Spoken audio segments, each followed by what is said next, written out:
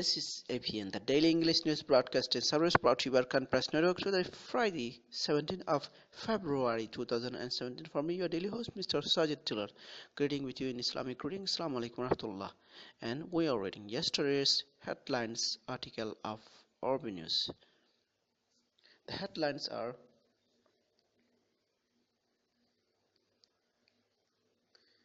Retired Myanmar Army officer ordered prominent lawyer's murder, government says.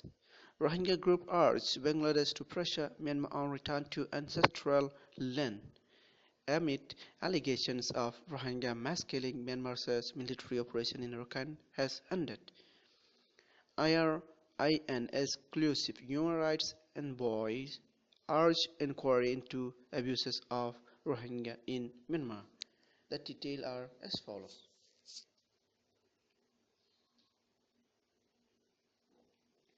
A retired military officer allegedly masterminded the killing last month of a prominent Muslim rights attorney and ruling party advisor in what the Myanmar government has called a politically motivated terrorist act, the president's office said Wednesday. A statement issued by the office of President Tin Chaw said Aung Wing Nang, a former army colonel who retired voluntarily from the military in 2014, orchestrated the assassination of Kony on January 29 of 2017.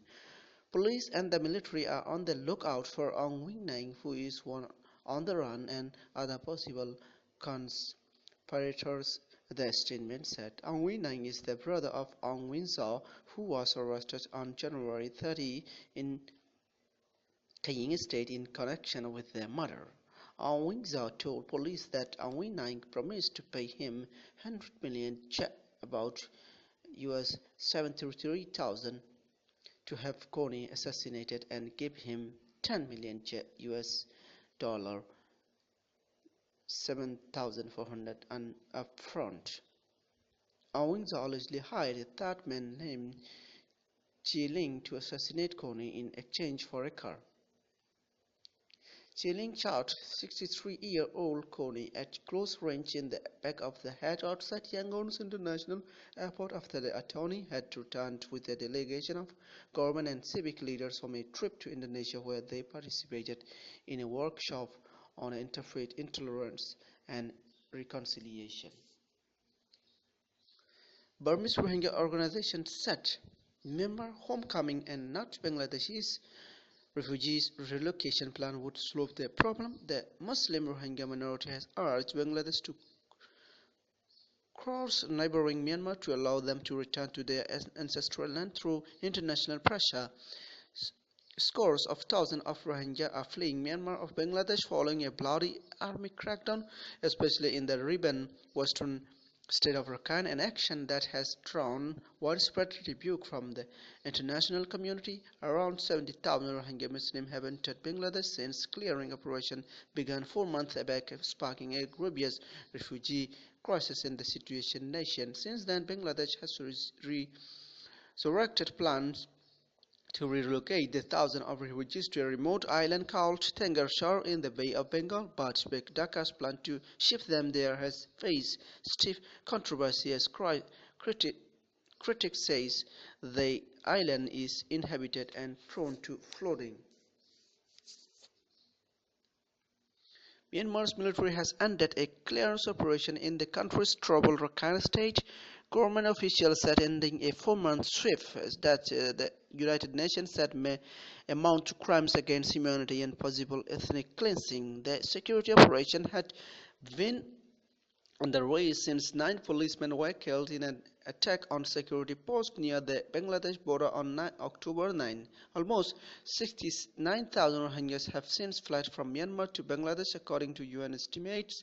The violence has renewed international criticism that Myanmar leader Aung San Suu Kyi has done too little to help members of Muslim minority. The government, led by Nobel laureate Suu Kyi, has denied almost all allegations of human rights abuses in ARAKAN, including mass killing and gang rapes of Rohingya Muslims, and said the operation was a lawful counter-insurgency campaign. The situation in northern ARAKAN has now established The clearance operations undertaken by the military have ceased, the curfew has been eased, and there remains only a police presence to maintain the peace. Newly appointed National Security Advisor Tang Tung was quoted as saying in a statement released by State Councillor's office late on Wednesday. There can be no excuse for excessive force or for abuses of fundamental human rights and basic criminality. We have shown that we are ready to act where there is clear evidence of abuses, he told a group of diplomat and UN representatives in a meeting, according to the statement. The UN launched an inquiry into military abuses of Myanmar's minority Rohingya Muslims because the government is incapable of carrying out a credible investigation. The UN's right envoy will tell the Human Rights Council next month. Yang Hee-lee, the UN Special Rapporteur on Human Rights in Myanmar, told IRIN that she will urge Myanmar member state to sponsor a resolution for a commission of inquiry when she presents her report to the Council in Geneva on 13th of March.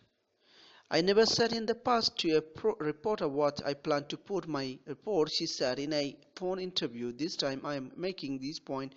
I will certainly be pushing for an inquiry, definitely, on the Rohingya situation. Rights groups have over the past few years been urging the UN to investigate report of the abuses against the Rohingya, a mostly stateless minority forced to live under an apartheid system, but the calls have become more urgent since reports of mass rape, killing and other atrocities began to emerge in early October when the military launched a counter-insurgency operation. There is now unprecedented pressure for a UN-backed inquiry which could find evidence that Myanmar's military has committed crimes against humanity.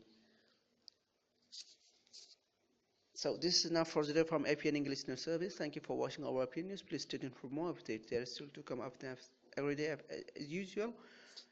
If you like our APN, please share and tag us by through the Facebook and subscribe us by through the YouTube. And for more and detail about our APN, please visit our website as www.arakanpressnetwork.com. Thank you and assalamu alaikum again. Bye bye. See you.